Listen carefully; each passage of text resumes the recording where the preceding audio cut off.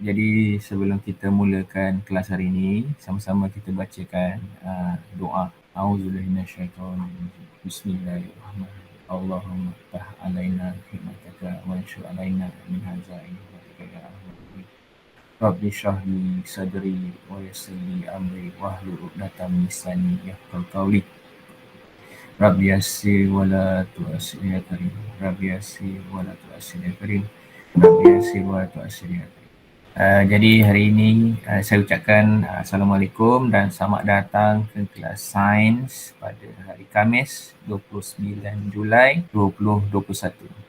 Okay, jadi saya harap semua dah bersedia untuk pelajaran hari ini. Okay, untuk hari ini kita akan masuk. Jadi tajuk bahan buangan tahun 6. Okay, jadi sebelum kita belajar, kita kena tahulah apa yang kita nak belajar sebenarnya hari ini. Okey, jadi kita akan tengok apakah standard pembelajaran bagi hari ini. Okey, yang pertama sepatutnya kita nak belajar mengenai mengenal pasti bahan buangan berdasarkan jenis. Jadi bahan buangan ni banyak. Jadi bahan buangan, jadi kita nak kenal pasti apakah jenis-jenis bahan buangan yang ada. Okey, kita akan tengok nanti. Okey, yang kedua, menyatakan maksud bahan buangan terbiodegradasi dan tidak terbiodegradasi. Mungkin awak tak faham apa maksud terbiodegradasi, tidak terbiodegradasi tu. Okey, jadi hari ni kita akan tengok apakah maksud kedua-dua istilah ini. Baik, yang ketiga, kita akan belajar mengenai bagaimana untuk mengelaskan bahan buangan kepada terbiodegradasi dan tidak terbiodegradasikan. Jadi kita nak tahu yang mana terbiodegradasi dan mana yang tidak terbiodegradasi. Okey, yang keempat yang kita akan belajar hari ini ialah menakul penggunaan bahan terbiodegradasi dan tidak terbiodegradasi. Maksudnya kita nak tengoklah apa kesan-kesannya kepada alam kita. Kesan-kesan bahan tidak terbiodegradasi kepada alam sekitar kita. Apakah kesan-kesan dia? Apakah masalah-masalah yang dibawa apabila kita menggunakan bahan tidak terbiodegradasi? Dan yang terakhir sekali ialah macam mana kita nak belajar macam mana kita nak menguruskan bahan buangan supaya bahan-bahan tadi tidak mencemarkan alam dan kita boleh hidup dalam keadaan yang lestari, kehidupan yang lestari. Okey, jadi sebelum kita teruskan, cuba perhatikan gambar ni. Apakah yang dapat kamu perhatikan dalam gambar di atas? Dan apakah yang akan berlaku sekiranya aktiviti di atas tidak diamalkan? Apa yang awak nampak dalam gambar ni? Membuang sampah. Ya, seorang kanak-kanak sedang membuang sampah ke dalam tong sampah. Itu yang dapat kita perhatikan. Apa yang akan berlaku sekiranya murid pelajar atau budak ni tidak melakukan aktiviti tu? Apa akan berlaku? Pencemaran alam. Pencemaran alam. Okey, pencemaran alam. Bagus. Pencemaran. Kenapa? Sebab sampah tadi tidak diuruskan dengan baik lah. Dia letak dekat, kalau kita nampak tu kan, dekat dalam gambar tu mungkin letak atas kerusi, bawah kerusi. Bila sampah banyak, apa yang kamu rasa? Bila awak pergi satu tempat kan sampah banyak, apa yang awak rasa? Adakah selesa bagi kita untuk berada dalam keadaan Tak. selesa kan? Rumah kita pun kalau dekat rumah awak mesti mak awak marah kan kalau sampah bersepah, barang-barang tidak kemas. Sebab apa? Sebab itu memang lumrah kita nak hidup dalam keadaan yang bersih. Tak ada siapa-siapa yang suka hidup dalam keadaan yang kotor. Jadi sampah yang dalam yang awak nampak tu, yang dibuang oleh budak tu tadi ialah kita kenali sebagai bahan buangan. Okey, bahan buangan. Tapi apakah dia maksud bahan buangan? Buangan ialah bahan yang tidak diperlukan lagi dan tidak mahu disimpan. Okey, jadi kita kena kenali dulu apakah maksud bahan buangan. Apa maksud bahan buangan? Jadi bahan buangan ialah bahan yang tidak diperlukan lagi dan tidak mahu disimpan. Macam sampah dekat rumah. Adakah kita perlukan lagi sampah? Tak perlu. Jadi kita tak perlukan sampah tu, maksudnya bahan tadi kita tak nak simpan. Sampah tu kita tak nak simpan kan? Kita tak nak simpan dan kita buangkan dia. Jadi benda itu kita kenali sebagai bahan buangan. Tak nak lagi. Sama juga dalam badan kita. Badan kita pun ada bahan buangan yang kita tak perlukan. Dah belajar dah. Apa dia bahan buangan yang dalam badan kita yang kita tak nak? Kita kena buang. Kita tak nak simpan. Apa dia? Bahan kumur. Apa dia bahan kumur? Peluh, air kencing atau urin dan juga wap air. Itu kalau bahan kumur. Kalau bahan tinja, apa dia bahan tinja? Boleh ingat bahan tinja? Apa bahan tinja? Apa bahan? Apa bahan tinja? Apa dia? Najis. Yang kita tak nak lagi kan. Mana ada orang nak simpan najis kan. Semua nak buang. Jadi benda tu kita lihat sebagai bahan buangan. Dalam badan kita pun ada bahan buangan. Kita kena buang benda tu. Tak nak. Kalau kita simpan bahan buangan dalam badan kita, apa akan berlaku pada badan kita? Ini ulang kaji balik ni.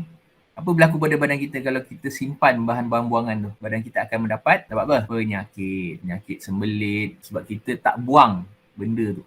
Benda tu masih dalam badan kita. Dia menjadi bahan buangan tadi akan menjadi toksik dalam badan kita. Baik, soalnya. Jadi, apakah dia contoh bahan buangan? Okey, yang pertama, apa ni? Apakah contoh bahan buangan yang pertama? Plastik. Botol kaca, botol kosong. Plastik. Botol kosong. Tapi ni bukan botol plastik ni. Ini botol apa ni? Kaca. Botol kaca. Botol kaca. Kita kenali sebagai bahan buangan. Contoh bahan buangan. Botol kosong. Yang kedua, kita ada tin minuman. Tin kosong lah. Yang telah diminum. Kita dah minum air dia. Okey, juga adalah contoh bahan buangan. Yang ketiga, kita ada Kertas. surat khabar lama. Kertas lama. Kertas kotak lama. Kotak kalau kita beli barang kita dapat kotak tu dibuat daripada kertas. Jadi itu pun adalah contoh bahan buangan. Kertas kotak, kertas, surat khabar itu adalah pembungkus makanan adalah contoh bahan buangan juga. Okey, soalnya yang keempat, sisa makanan. Makanan yang kita tak habis makan malam tadi, masak lauk lebih, ada sisa-sisa ataupun mungkin ada tulang ataupun bahagian-bahagian yang kita tak boleh makan, itu kita tulis sebagai sisa makanan. Kita nak buang. Apa jadi kalau kita simpan sisa makanan dalam rumah, tu biar lama-lama? Apa berlaku kat rumah kita? Kotor, bau busuk, akan menarik perhatian siapa? Tikus, semua datang kepada sisa makanan tadi. Kalau kita letak kat rumah kita, kita tak buang. Baik, dan akhir sekali ialah contoh bahan buangannya ialah mainan yang telah rosak kan? Mainan. Okey. Baik, itu adalah contoh-contoh bahan buangan yang kita tak perlukan lagi. Okey, jadi kita dah kena tahu maksud bahan buangan. Kita nak tengoklah apa jenis-jenis bahan buangan yang ada. Bukan jenis-jenis bahan buangan. Bahan buangan tu ada jenis-jenis dia. Okey, kita akan tengok satu persatu. Okey, yang pertama kita ada bahan buangan jenis plastik. Contoh dia bahan sintetik, pembungkus makanan, botol plastik dan bekas plastik. Itu adalah jenis yang pertama, iaitu plastik. Awak juga boleh tengok dalam buku teks muka surat 150. Kalau sambil-sambil awak tengok tu boleh rujuk dalam buku teks. Sama juga. Baik, yang kedua, tengok apakah dia bahan buangan yang kedua? Yang kedua ialah logam ataupun kalau biasa kita panggil besi kan, besi buruk. Kan, itu sebenarnya kita panggil logam. Besi tu sejenis logam. Tapi kalau semua bahan logam tu sebenarnya banyak jenis dia. Besi adalah salah satu jenis logam. Baik. Jadi logam ialah contohnya besi buruk, tin aluminium yang awak minum air gedegang kan. Dibuat daripada aluminium. Dan tin susu dekat rumah awak tu dibuat sama juga daripada aluminium dan campuran. Itu yang kedua. Yang ketiga kita ada kaca. Okay, apa dia contoh kaca? Contoh kaca ialah botol kaca, balang kaca dan peralatan kaca yang lain. Baik, yang keempat kita ada kertas. Apa dia kertas? Kertas ialah contoh dia kertas yang telah digunakan, surat khabar lama, majalah, kotak, itu semua kita kenali sebagai jenis bahan buangan kertas. Jadi kertas ni buat daripada apa? Kertas dibuat daripada kulit kayu. Kulit kayu. Jadi dia adalah kulit kayu tadi digunakan untuk menghasilkan kertas. Soalnya yang kelima kita ada sisa makanan. Itu sisa tulang, kulit buah-buahan. Kita makan pisang, isi kita makan. Kulit kita buang dan kita kenali sebagai sisa makanan. Apple, kita makan isi, kulit dia kita buang. Kulit dia sebagai sisa makanan. Dan juga makanan-makanan yang rosak. Okay, satu lagi, suka minum air tebu tak? Air tebu kan? Air tebu manis. Air tebu, kita ambil air dia. Tapi bahan yang kita buang tu apa? Apa kita panggil? Mesin tebu kan? Kita masukkan tebu, air dia keluar. Kita ambil air dia. Tapi bahan yang kita tak nak tu apa? Hampas. Sama juga macam santan. Bila mak awak masak, mak awak perah santan, dia ambil santan saja. Jadi sisa yang kita tak nak tu kita panggil apa? Hampas kelapa. Jadi kita buang, kita tak nak lah. Tapi kalau hampas kelapa bagus juga. Kita boleh bagi ayam kan? Ayam suka tu. Jadi kita manfaatkan sisa tu. Okey, tak apa. Soalnya yang keenam kita ada bahan kumuh dan tinja. Macam bahan yang keluar daripada badan kita, daripada manusia dan juga haiwan. Kita tak nak lagi. Contoh dia ialah urin dan tinja, kencing dan najis. Itu adalah juga bahan buangan. Dan akhir sekali, sisa toksik juga adalah jenis bahan buangan. Okay, jadi contoh ni ialah cecair kimia, bahan buangan industri. Kalau tengok kat kilang kan, kita nampak asap keluar daripada dia punya corong-corong asap tu, itu adalah tergenai sebagai sisa toksik. Kadang-kadang kilang keluarkan air daripada dia punya kilang tu, kita nampak warna macam-macam, itu adalah sisa toksik. Kenapa dia toksik? Kerana dia ada bahan kimia. Okay, selain daripada itu, kita ada sisa pertanian, contoh racun rumpai, racun serangga, itu semua adalah sisa toksik. Botol aerosol, botol yang awak guna untuk kita gunakan untuk penyembuh racun lipas, itu adalah botol aerosol. Bila kita tekan dia keluar kan, itu aerosol. Cecair bateri kereta, bateri yang awak guna tu, dan asap kenderaan. Ini pun sama juga, asap kenderaan kan, yang keluar daripada exhaust kereta tu adalah sisa toksik. Kalau awak pernah dengar lah, ada yang mati sebab lemas dalam asap kenderaan. Ada juga kes dia bunuh diri, dia ambil getah tu, dia letak dalam kereta dia, exhaust tu dia masukkan dalam kereta dia tutup tingkap. Dalam masa setengah jam mati sebab keracunan. Itu adalah jenis-jenis bahan buangan. Semua sekali ada 7 jenis bahan buangan. Jadi awak ingat ada 7. Kita ulang balik. Apa dia? Plastik, logam, kaca, kertas, sisa makanan, bahan kumuh dan tinja, dan akhir sekali sisa toksik. Ada 7. Pastikan awak ingat. Jadi kita dah kenal jenis-jenis dia. Tapi daripada 7 jenis ni, kita boleh kelaskan dia kepada 2, iaitu terbiodegradasi dan tidak terbiodegradasi. Apa maksud dia? Itu kita akan tengok. Apakah maksud terbiodegradasi? Okay, bahan buangan terbiodegradasi ialah bahan buangan organik. Bahan buangan organik ialah bahan buangan daripada benih hidup yang boleh direputkan oleh tindakan mikroorganisma dan kembali menjadi nutrien dalam tanah, jadi baja. Jadi sisa makanan, kertas, bahan kumuh dan tinja adalah contoh bahan buangan terbiodegradasi. Jadi 3 benda je. 3 je jenis bahan buangan yang kita kenali sebagai terbiodegradasi, iaitu pertama sisa makanan, yang kedua kertas, dan yang ketiga bahan kumuh dan tinja. Ingat balik tak organik? Apa dia organik? Organik berasal daripada benda hidup. Contoh, sisa makanan berasal daripada benda hidup, daripada sayur. Sayur tu lah benda hidup. Daripada buah pun benda hidup juga. Daripada daging, ayam pun benda hidup. Sebab tu kita kenali itu sebagai bahan buangan organik dan dia boleh terbiodegradasi. Sama juga macam kertas. Kertas berasal daripada pokok, kulit pokok. Pokok adalah bahan benda hidup ataupun organik. Okay, dan ketiga ialah bahan kumuh dan tinja. Bila kita makan tu, kita keluarkan tu, semua adalah bahan-bahan yang organik. Contoh kalau paling senang sekali, kalau siapa yang rumah dia ada bela lembu, najis daripada lembu tu, tinja lembu tu, kita boleh jadikan baja sebab dia menjadi nutrien. Ada orang guna baja tai ayam kan. Tai ayam ataupun tinja daripada ayam tu pun dikenali sebagai bahan organik. Kita boleh jadikan nutrien. Kita letak dekat pokok, pokok hidup segar, gemuk kan. Kerana apa? Kerana dia cukup nutrien. Okey, itu terbiodegradasi. Okey, maksudnya dia boleh mereput oleh tindakan mikroorganisma. Paling mudah sekali contoh dia, kalau awak nampak lah kan, ada ayam mati ke ataupun kucing mati dekat tengah jalan kan. Awak nampak, hari pertama awak nampak dia matilah. Lepas hari kedua tu, lepas minggu tu apa jadi pada bangkai haiwan tu? Jadi apa? Pernah tengok tak kalau benda-benda mati dekat tengah jalan kan, tepi jalan, tupai ke mati. Lama-lama awak nampak dia macam dah hilang kan. Kemana pergi dia? Kerana dia bukan hilang, tapi dia telah direputkan oleh mikroorganisma. Itulah terbiodegradasi. Contoh dia sisa makanan, bahan kumuh dan tinja dan juga kertas. Jadi ia boleh direputkan semua bahan-bahan tadi, menjadi nutrien dan kembali kepada tanah. Bahan buangan tidak terbiodegradasi pula ialah bahan buangan yang tidak boleh direputkan. Kalau tadi terbiodegradasi boleh, tapi tidak terbiodegradasi maksudnya tidak boleh direputkan oleh mikroorganisma. Jadi contoh bahan buangan tidak terbiodegradasi ialah bahan-bahan kimia, iaitu sisa toksin. Adalah bahan yang tidak terbiodegradasi. Sebab tu kita kena kurangkan penggunaan sisa toksik ni. Kan kita guna toksik banyak ni. Kalau dekat kilang-kilang ni gunakan bahan-bahan yang kimia, tinggi kandungan kimia, dan dia boleh mencemarkan alam. Kita akan tengok apa dia kesan-kesan dia kepada bumi kita. Ulang semula, bahan buangan tidak terbiodegradasi ialah bahan buangan yang tidak boleh direputkan oleh mikroorganisma. Dan contohnya ialah sisa toksik adalah bahan buangan tidak terbiodegradasi. Ni contoh dia. Okay? Jadi dia tidak direputkan. Mikroorganisma tak boleh makan benda-benda ni. Tak boleh mereputkan dia. Kalau dia makan benda, dia yang mati. Sebab kandungan toksik yang tinggi.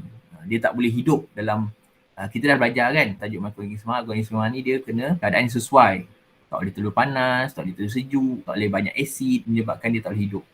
Jadi toksik je dah bahaya. Bahaya mikroorganisma pun tak boleh hidup, ini kan kita manusia. Itu maksud dua terbiodegradasi dan tidak terbiodegradasi tadi. Okey, jadi kenapa kita kena hargai bumi kita ni? Jadi kalau kita buang sampah merata-rata. Jadi bahan buangan tidak terbiodegradasi ni contoh macam cis toksik ni lah. Kita kena guna, tapi kena guna secara bijaksana. Sebab dia boleh menyebabkan persekitaran kita, dia ada dalam persekitaran kita, dalam tanah, dalam air, dalam udara kita, dia akan kekal dalam masa yang sangat lama. Jadi dia boleh mencemarkan alam. Jadi apa akan berlaku pada bumi kita? Bumi kita yang cantik ini, apa akan berlaku? Daripada cantik dan jadi tempat pembuangan sampah pula. Jadi apakah kesan bahan-bahan buangan tadi kepada alam sekitar? Yang penting ni, awak kena dengar betul-betul.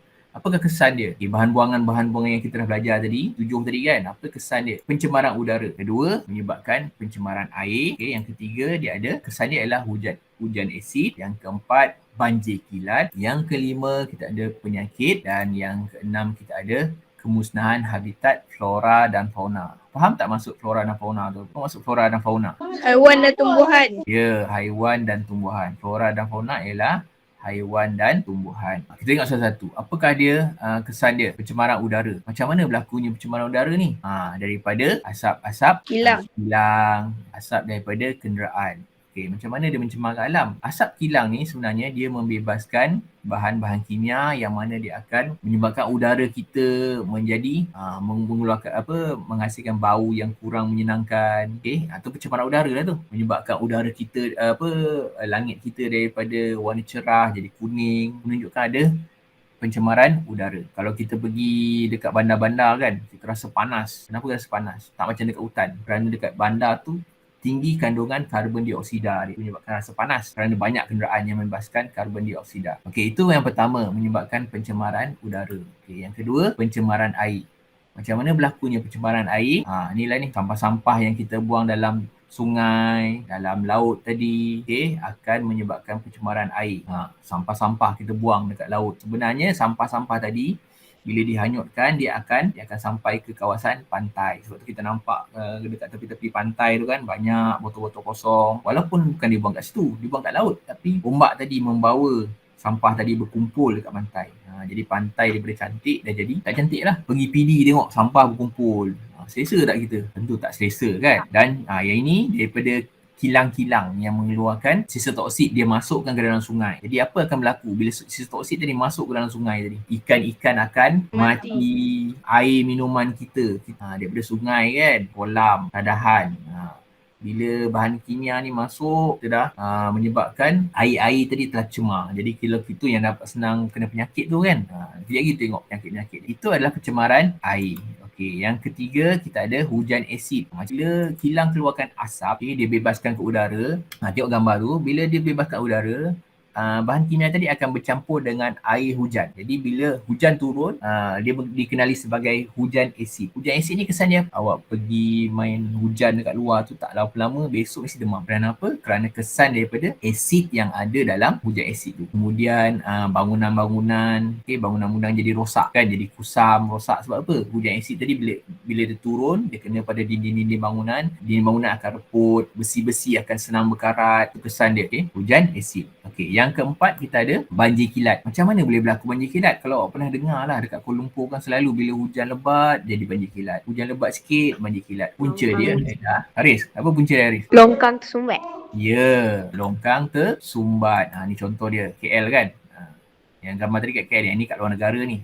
Banjir kilat. Okey, dekat bila kita membuang sampah ke dalam longkang atau sungai, apa akan berlaku? Aliran air akan tersekat. Air akan menjadi perlahan. Bila air dah tersumbat, longkang semua dah tersumbat, bila hujan lebat, apa akan berlaku? Air akan naik dengan cepat. Itu yang kita kenali sebagai banjir kilat. Banjir kilat ni maksudnya banjir yang berlaku dalam keadaan dalam masa yang sangat singkat. Dalam setengah jam air naik. Kerana apa? Kerana air tadi tak boleh mengalir dengan baik. Kerana aliran dia telah dihalang oleh bahan buangan. Contoh dia botol, sampah sarap, plastik kan. Dia menyebabkan berlakunya banjir kilat. Okey, soalnya yang kelima, penyakit. Penyakit ni apa? Kempen gotong royong dekat kawasan perumahan. Kenapa? Untuk mengelakkan apa? Penyakit denggi. Pernah dengar kan? Nah. Okey, denggi ni daripada apa? Apa punca dia? Punca dia daripada apa? Nyamuk. Ya, daripada nyamuk Aedes. Nyamuk Aedes ni macam mana dia membiak? Ya, membiak dalam air yang bertakung. Jadi kalau air tu bertakung, macam mana air tu boleh bertakung? Bila kita membuang bahan-bahan buangan. Contoh dia botol plastik, bekas makanan. Bila kita buang dekat persekitaran kita, bila hujan, apa akan berlaku? Air tadi akan berkumpul dalam bertakung. Ya, betul. Bila bertakung, apa yang akan berlaku ialah nyamuk Aedes akan senang membiak. Nyamuk Aedes senang membiak, dan bila nyamuk Aedes dah banyak, maksudnya kes-kes demam denggi juga akan meningkat. Itu kalau air bertakung. Selain daripada itu, penyakit ni juga boleh disebabkan oleh, macam saya katakan tadi, ialah sisa toksik dalam air. Dalam air kan? Dalam air, air sungai, kita ambil air tu ataupun kita mandi dalam air tu, apa akan berlaku? Dia akan menyebabkan kita mendapat penyakit kulit, mendapat kanser kulit, kerana kita mandi dalam air yang bertoksik. Sebab tu kadang-kadang kalau kita makan ikan kan, ikan kita tangkap ikan dekat sungai, lepas tu kita bawa balik, kita makan, kita pun mendapat penyakit sebab ikan tadi telah terkena bahan toksik, dan kita pun makan ikan tadi, jadi kita akan kena penyakit lah. Contoh dia dalam muka surat 155, dalam tu ada gambar dia.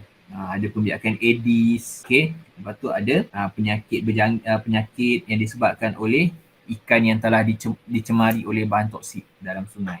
Soalnya kemusnahan habitat flora dan fauna. Kemusnahan habitat tu ialah tempat tinggal bagi haiwan dan juga tumbuhan. Baik, contoh macam ni dekat sungai, kita buang sampah. Saya katakan tadi, sungai tadi dah tercemar. Bila sungai tercemar, ikan tak boleh membiak kerana keadaan dia dah sangat berbahaya. Dia tak boleh membiak. Jadi menyebabkan habitat dia akan musnah. Ni dekat dalam laut. Macam saya kata tadi, bila awak buang sampah dekat laut, apa berlaku? Dia akan memberi kesan kepada haiwan-haiwan yang ada dalam laut. Contoh macam ni kan, yang ni lagi teruk, seekor ikan paus. Jadi itu adalah kesan-kesan kepada alam sekitar kita lah kalau kita tak menguruskan bahan tidak terbiodegrasi ni dengan baik. Jadi pertama, kita kena bungkus dan ikat sampah dengan kemas. Jadi kadang-kadang pergi lalu depan taman tengok sampah bersepah. Kerana apa? Kerana telah diselongkar oleh haiwan lain. Contoh dia anjing. Jadi tikus suka. Jadi kita kena ikat betul-betul plastik sampah tu dengan kemas. Gunakan plastik sampah yang betul. Asingkan bahan buangan mengikut jenis. Kita dah tahu tadi kan, ada plastik, ada kaca, ada logam, ada sisa makanan. Jadi sekarang ni kerajaan pun dah menyarankan kita untuk mengasingkan buang-buangan. Kalau bahan makanan, satu plastik. Kalau botol, satu plastik. Kalau kaca, satu plastik. Kena asingkan mengikut jenis dia. Kenapa kena asingkan? Okey, kita akan tengok kenapa kena asingkan. So yang ketiga, bahan buangan cecair. Ini kita jarang terlibat lah. Biasanya kalau yang ini dekat kilang-kilang ataupun dekat bengkel kereta. Sisa minyak hitam tu mana dia letak? Sisa minyak hitam tu yang tak diguna tu, dia akan masukkan ke dalam tong yang besar tu lah, panggil barrel. Masukkan dalam barrel dan dihantar ke pusat pulpusan. Dan yang akhir sekali ialah kita boleh menghasilkan baja kompos daripada sisa makanan. Apa dia sisa baja kompos ni? Baja kompos ni ialah baja yang kita dapat daripada tindakan mikroorganisma. Kan kita kata tadi, bahan yang terbiodegrasi ni boleh direputkan oleh mikroorganisma dan menjadi nutrien dalam tanah. Jadi kita kumpulkanlah bahan tadi, sisa makanan tadi, untuk dijadikan baja kompos. Jadi kita akan tengok macam mana nak menghasilkan baja kompos dalam buku awak, muka surat 157. Kita akan tengok satu-satu. Cara nak buat dia senang je, masukkan tanah ke dalam bekas plastik yang berlubang. So, lubang tu supaya air senang keluar dan masuk. Baik, yang kedua, bila kita dah ada tanah tadi, kita akan masukkan tanah dan gaul. Tanah dan gaul. Dan kita siram dengan air dan biarkan selama 4 ke 5 minggu. Kenapa kita kena siram air? Kita siram air sebenarnya untuk menggalakkan pertumbuhan kita nak menggalakkan pertumbuhan mikroorganisma. Kan kita dah belajar sebelum ni, mikroorganisma dia perlukan air, dia perlukan nutrien, dia perlukan udara. Jadi bila kita letakkan dalam bekas tu, dah ada nutrien, dah ada air, dah ada udara, menyebabkan mikroorganisma senang untuk membiak. Kenapa kita nak membiakkan dia? Supaya dia boleh mereputkan sisa-sisa makanan yang ada tadi, yang dalam tanah kita letak. Yang ketiga, setiap minggu gaul tanah dan siram air lagi. Kita tak nak dia mati kan. Kita nak mikroorganisma tu hidup supaya dia boleh menguraikan bahan-bahan tadi. Jadi kita kena siram setiap minggu. Gaulkan dia, campurkan balik supaya semua mikroorganisma tu dapat hidup. Siram lagi, gaul, siram berapa minggu kan? 4 ke 5 minggu. Lepas tu, dan akhir sekali, lepas 4 ke 5 minggu tu, sisa makanan tadi, bila awak tengok betul-betul, dia dah tak ada. Dia dah tak ada dalam tanah tu. Mana pergi dia? Mana pergi benda tu? Sebenarnya benda tu tak hilang, tapi telah direputkan oleh mikroorganisma dan menjadi baja kompos. Itu yang kita kenal sebagai baja kompos. Okay? Jadi tips, campuran yang kita buat tadi, letakkan luar rumah. Jangan letak dalam rumah. Kerana apa? Kerana dia boleh mengeluarkan bau yang sangat busuk. Mikroorganisma ni bila dia bertindak, dia akan mengeluarkan bau. Jadi masa dia nak mengompos benda tu dia mengeluarkan bau. Jadi kita jangan letak dalam rumah, letak dekat luar, jauh daripada rumah. Jadi apa kegunaan baja kompos ni? Penggunaan dia, baja kompos ni kita boleh gunakan untuk menanam dan membaja tanaman. Jadi kita dapat baja tu, kita boleh tanam pokok dalam bekas tu, ataupun kita ambil sikit, kita letak dekat pokok lain supaya bila baja kompos tu ialah nutrien. Okay? Jadi nutrien tadi kita boleh beri kepada tumbuhan supaya tumbuhan tadi dapat hidup dengan lebih subur. Amalan 3R. Yang ni awak kena dengar betul. 3R. 3R tu apa 3R? 3R tu ialah reduce,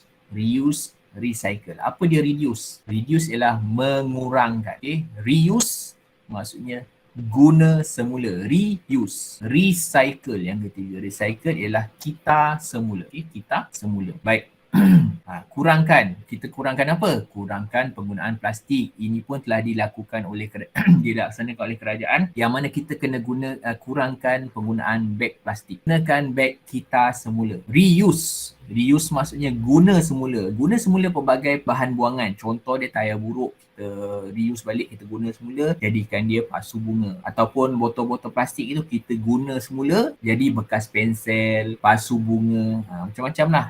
Bergantung pada kreativiti masing-masing. Itu kalau reuse, guna semula. Baik. Yang ketiga kita ada recycle. Recycle tu maksudnya kita semula. Contoh, botol kaca yang telah kaca yang telah pecah, kita boleh kita semula dan hasilkan produk kaca yang lain. Dan bahan-bahan tadi kita akan dikita semula, dekat proses tu dia akan menghasilkan botol yang baru. Kita akan tengok macam mana recycle ni dijalankan. Jadi pengurusan bahan buangan. Tadi kita dah amalkan 3R. Sekarang kita tengok pengurusan bahan buangan secara terancang. Jadi kalau dekat perumahan kita ada sampah kita buang kat mana? Dekat dalam sampah tepi jalan tu. Kerana dia akan dikutip oleh PBT. Siapa dia PBT? Pihak berkuasa tempatan. Contoh dia Majlis Daerah Rembau, apa lagi? Majlis Bandaraya Seremban. Itu semua PBT. Yang mana bahan-bahan yang dah kumpulkan, sampah tadi dah kumpul depan rumah tadi, dia akan dikutip dan dia akan hantar ke pusat pengumpulan sampah. Jadi dekat pusat tu, sampah-sampah tadi dia akan asingkan. Yang mana kertas, yang mana botol, yang mana sisa makanan, dia akan asingkan. Baik, di pusat pengumpulan tadi, bahan buangan tadi akan diasingkan. Yang mana boleh kita semula, yang mana tak boleh kita semula. Yang ketiga, bahan buangan yang boleh dikita semula. Contoh dia botol, plastik, kaca, logam. Kertas tadi, dia akan dikita semula. Dan dihantar kilang-kilang lah. Tu dia akan hantar. Contoh dia kertas, buang kertas-kertas tu dikumpul, dia akan jadikan kertas yang baru. Botol-botol plastik, bahan-bahan plastik tu, dia cairkan semula, dia akan kita menjadikan botol plastik yang baru. Logam-logam tadi yang banyak tu dia akan leburkan dan yang membentuk bahan yang baru. Sama juga dengan kaca. Kaca ni kalau kita leburkan dia boleh jadi cair dan kita boleh bentukkan dia kepada bentuk botol yang baru. Itu kalau kita semula. Kalau tak boleh kita semula, contoh dia bahan-bahan yang toksik tadi kan, tak boleh. Sebab dia tidak boleh terbiodegradasi kan. Apa yang kita dah buat? Dia akan dihantar ke pusat incinerator. Incinerator ni apa? Dia satu relau ataupun satu kita panggil apa, ruang yang besar di mana dimasukkan dalam tu dan dibakar dalam suhu yang tinggi. Bila dibakar dalam suhu tinggi, maksudnya bahan tadi akan terurai, terbakar lah, tak adalah tinggal dia. Yang ada hampas-hampas dia. Jadi sisa daripada hampas dari besi incinerator tadi hantar ke pelupusan sampah untuk dilupuskan. Okey, jadi dah ada tadi dia akan lupuskan dan dihantar ke pusat pelupusan sampah. Okey, jadi itu ialah langkah-langkah pengurusan bahan buangan. Jadi kita kena jalankan secara berhemah dengan betul supaya tidak mencemarkan alam. Okay, setakat ni ada soalan yang tak faham nak tanya? Ada soalan? Ada. Baik, kalau tak ada, kita pun dah 9.26, kita akan teruskan dengan quiz. Sekejap saya sharing dulu dalam tu.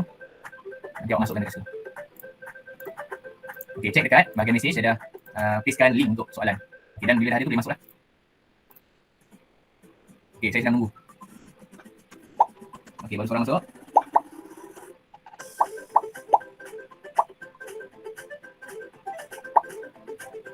Sembilan orang.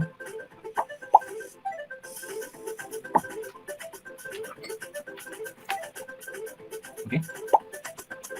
3 orang. Tadi saya nampak ada 20 orang. Jadi saya tunggu sampai 20.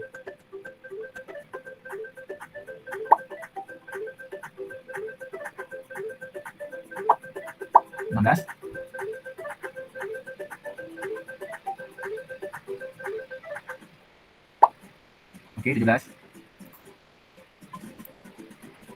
Dalam ni ada 26. Sorry, 26. Baru 17. Saya tunggu lagi.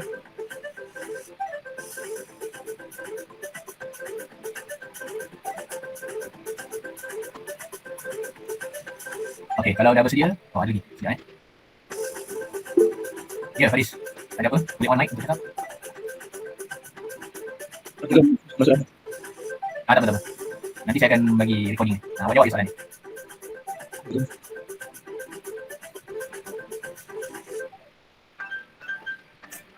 Okey, siapa yang belum bersedia angkat tangan ada masalah, beritahu. Onkan mic dah cakap. Kita baru ada 18 orang. Okey, Izzah. Nanti tengok balik recording. Yang nampak masuk tadi tengok recording lagi belum lagi. Sekejap kita tunggu yang lain. Saya belum start quiz.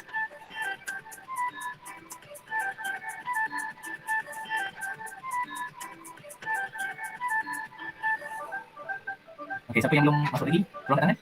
Sebab saya nak mula ni. Okey, cepat Faris. Saya tunggu. Boleh tu. Ya? Boleh tu. Cek dekat message. Ada link kat situ. Klik kat link tu.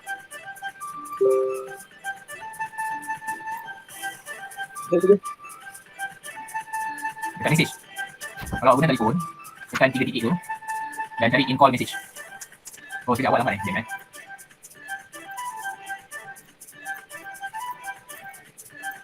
Okey, Faris. Cek balik dekat message tu. Dia dah hantar. Ada lagi ada masalah? On kan mic dah cakap. Faris, okey tak? You masuk? Okey tu. Okey, haraplah. Siapa yang tak dapat masuk nanti, saya akan bagi link quiz ni. Nanti awak jawab. Saya akan dalam Telegram Okey, jadi kita akan mulalah sebab dah 9.30 ni. Kita nak habiskan kajian kita. Okey, 9 Okey, kita mula sekarang.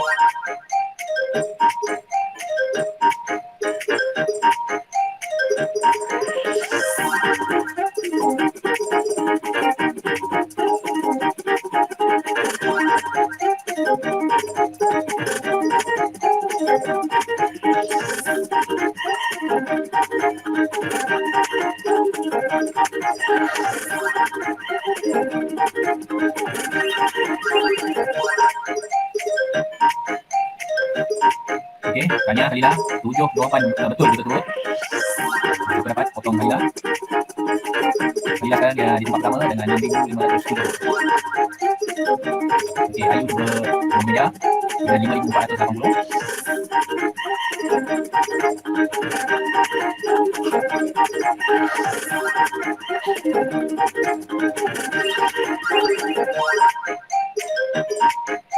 Okey, Daniel nampaknya mudah dengan 8 jawapan betul berturut dengan 7,210. Kalilah masih melalui dengan 9 jawapan betul berturut dengan 8,390.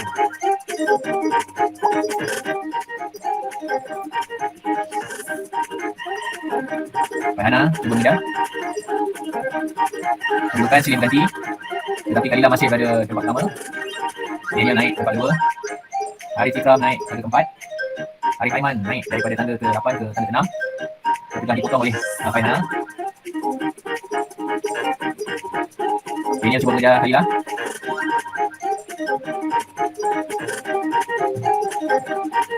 Okey, nampaknya kedudukan tak berubah.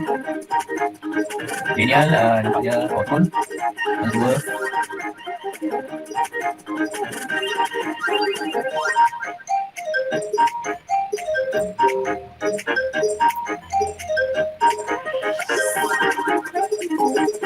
Okey, Kalila kembali ke tempat satu pertama. Haris sekarang berada di tangga kedua, sedang memotong Daniel. Kedudukan Farhana turun naik 3-4. Terus dipotong oleh Ahmad Akif. Arif Ikram teruskan kemenangan, tapi masih di tempat yang kedua. Faris dari tangga ke-6 naik tangga ke-4. Kalila masih unggul di tempat pertama dengan 15,240. Faris cuba mengejar, naik tangga ke-4. Arif Ikram telah merampas tempat pertama dengan 16,520. Kalila telah turun tangga kedua. Diikuti Daniel dan Ayu di tangga ke-4. Ayu telah naik tangga ke-3. Kemudian Amani datang dari bawah naik tangga ke-5 dan tetapi telah dipotong oleh Faris. Arif Ikram mengekalkan tempat pertama dengan 13 jawapan betul berturut ataupun 13 strik. Ayu naik di tangga ke-3 memotong Nurin. Amar naik tangga ke-4 memotong Nurin di tangga ke-5.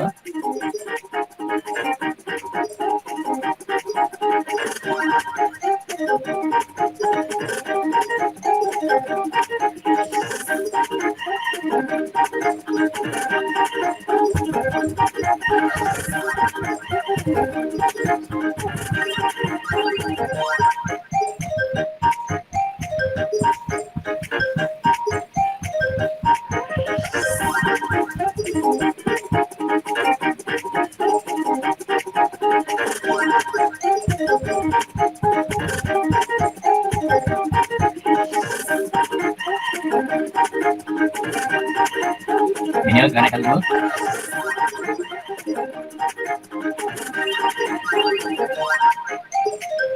Okey, Ahmad Akif telah memotong Daniel di tempat 2.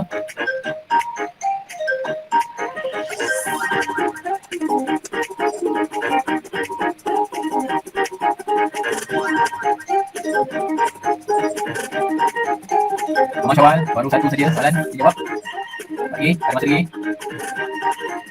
Okey, Safina dah naik dari tangga 22 naik ke tangga 20.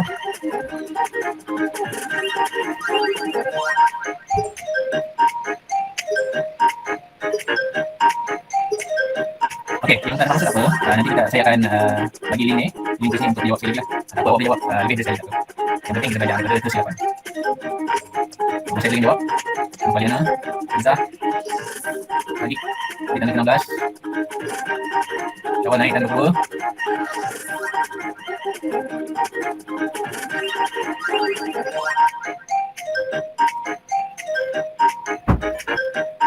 Okey. 5 minit lagi. Kita tamatkan kuis ni.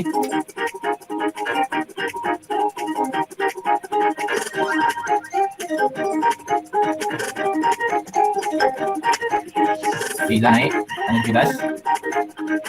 Syawal naik daripada 2 naik ke tangga 21.